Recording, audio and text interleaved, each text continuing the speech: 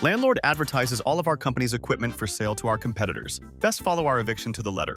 I work for a leisure company. Think soft play, indoor soccer, laser tag. Can't be specific.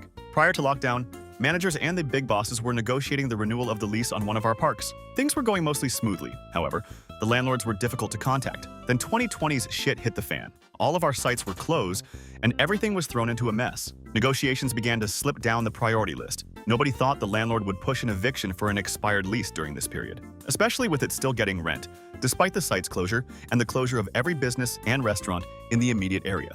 We were wrong.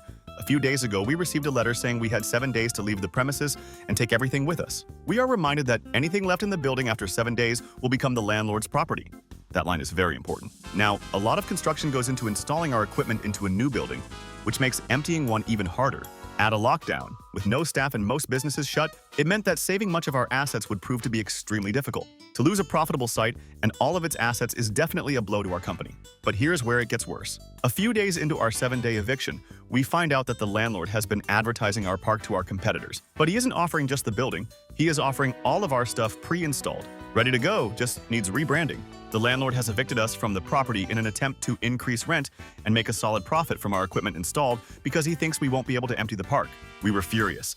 And here is where the malicious compliance came in. We were told we had 7 days to move everything we owned out of the property. So that's what we did. Local businesses from all around offered up free space to store our things. A few people came back out of lockdown and they all spent the rest of the week removing, selling, or destroying everything that was related to us. We didn't even leave light fittings. In every other site vacation we have seen, we always end up leaving thousands of dollars worth of disco lights in the ceilings because they're too hard to get.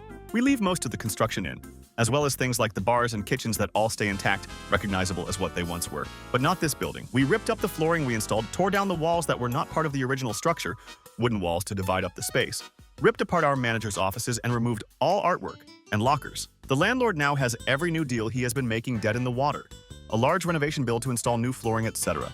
Or a company willing to do it themselves like we were. Lockdown has been extended another 4 weeks, so he has at least another 4 weeks without rent we were paying and won't have any potential buyers. Silver lining. The assets we got out of the site, fridges, TVs, equipment, food, tables, have all been sold, and the lack of rent and additional income has helped the business and paid staff wages.